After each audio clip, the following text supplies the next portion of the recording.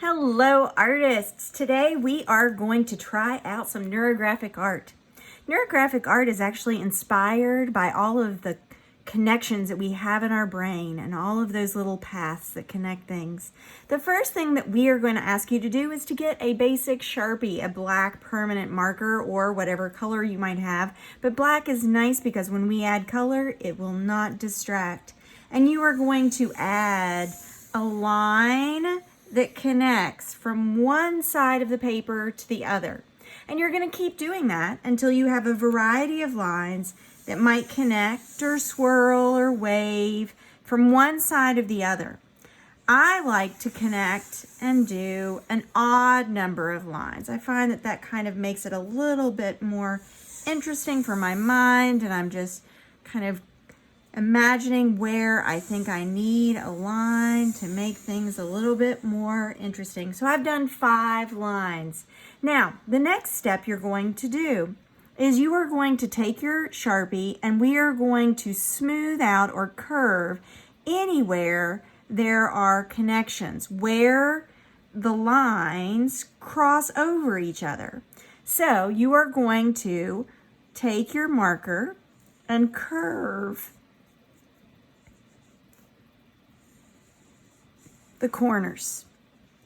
So I'm going to just curve around. Sometimes I like to continue the line, but I'm going to go through and curve every corner that exists anywhere the lines crisscross.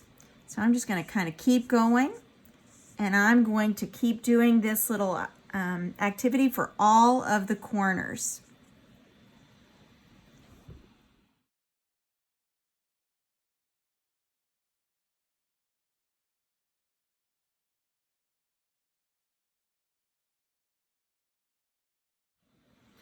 So I've gone through and I've made all of the connections where those lines crisscrossed, curved and smooth. Some of them I've even had to kind of color in or outline a little bit.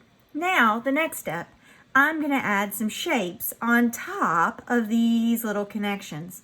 These could be kind of representative of squares or circles or triangles, but anything I do, I try to kind of round them off a little bit. So just like we might experience different things in our life, and each of those experiences will be a connection that we might have. I'm making some sort of rounded shapes here. Remember, I like to kind of do an odd number of shapes or lines. I might have a variety of sizes, small, medium, or large. Have some of them overlap each other. That makes some areas that are kind of interesting. I'm going to put another little shape over here. 1, 2, 3, 4, 5, 6. Let's have one more, maybe a big oval shape right here. Now, once I have my shapes, I have more connections that I need to round off. So I'm going to make those connections the same way. Anytime I see a corner, I'm going to round off those corners. Now, some things you can do, you could add like a little circle in those corners, just to draw a little circle there. So I could draw a little circle in the corner and round that off. However you want to round off all of those little spaces. So I'm going to continue to do that. Anywhere I see a corner, I'm going to round off that connection.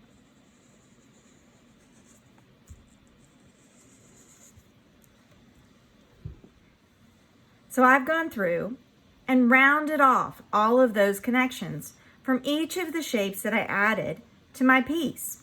So I'm done, I believe, rounding off. Now, if you find another piece that you need to kind of make the curved little corners, you can still do that later.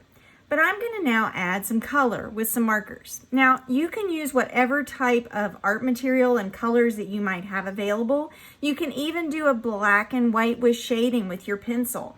But if you have basic Crayola markers or even some water-based markers, most markers are basically just watercolor inside. So I am going to add some color to this. And I have already started one that I did earlier. Now what's going to happen is if I color with this marker, and I'm just going to go around the edges of a shape. And this is kind of fun to do if you have just your basic markers, because you can turn them into watercolors, which we sort of shared a little bit previously. So it's a wonderful little trick that you can do. But I'm coloring around the edges. I'm going around the contour of that shape and coloring in. Now, with a basic brush and a little bit of water, I can do a really neat trick that sort of gives a shaded kind of variation, a gradation of color and value there. And so I'm going to take some water and just go around this shape. And what's happening is that marker is being picked up and is blending. And it's getting lighter as it goes into the middle. And I can kind of go around the edge and let it be darker on the sides and lighter in the middle.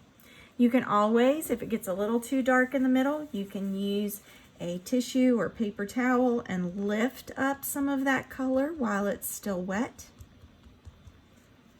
You can see that kind of made a little highlight area there in the middle. And you are going to keep doing this with whatever colors and variations you would like to add to your piece until the whole picture is full of beautiful colors, values, and shapes. Enjoy, have fun, and we're looking forward to seeing your artwork on Artsonia.